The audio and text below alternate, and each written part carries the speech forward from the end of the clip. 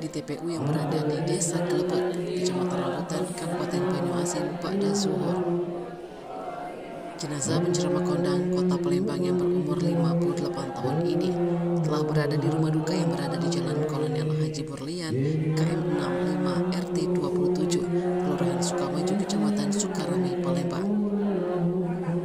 Berdasarkan pantauan di rumah duka, terlihat banyak pelayat yang datang baik dari rekan sesama ustadz maupun pejabat pemerintah.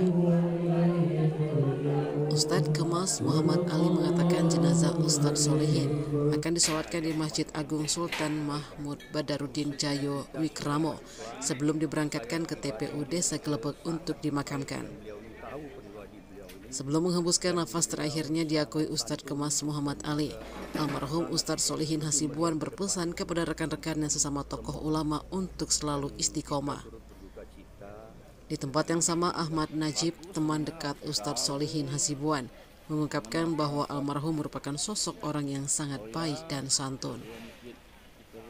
Sementara itu, Ketua RT 27 Saharudin mengakui bahwa keseharian almarhum di lingkungan masyarakat sangat bergaul dan royal.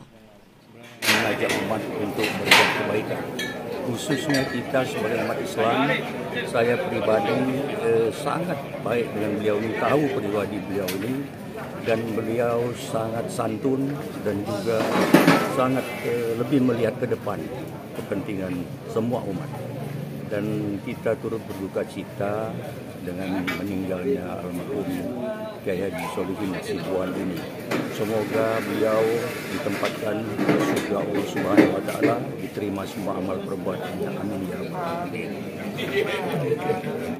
Bagus semuanya, gaul dengan masyarakat. Oh ya, ketua masjid kita dulu silaturahmi. Masyarakat tadi silaturahmi. Terakhir kita ngelihat almarhum Ustadz Solihin Hasibuan ini kapan? Sebulan yang lalu. Sebulan lalu. Sempet ngomong nggak ada Ngomong lah tentang caleg yang mana bantu Pak RT. Buat kita pikir lah dengan caleg yang calon ini kan. Seluruh calon lah, bukan seluruh calon ya. Jadi banyak kayak kenang-kenangan. Calon yang ini teman aku, ini kawan aku bingung katanya. Jadi Ustadz almarhum ini baik di masyarakat. Baik. Masyarakat lawan soalnya Nah, jadi merasa kehilangan nih, Pak. Masuk kehilangan. Mereka atur ke rumah kan. Iya. RT-nya juga. Kehilangan. Iya. Dia bawa rumah sakit dulu, kami pergi juga pada sakitnya kan. Tahu-tahu dibawa rumah sakit. Sempet tahu penyakit apa yang? Nah, penyakitnya udah tahu, katanya di kepala, cuma nggak tahu penyakit apa. Kurang jelas kan?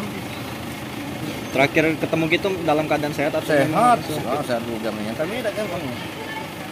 Oke, dengan siapa kita, Pak RT? Dengan Pak Udin, Saharudin. Saharudin. Sebagai ketua? Ketua RT 27 lah. Sebenarnya anak aku ini ketua. Tim Liputan Sumsel Update TV melaporkan.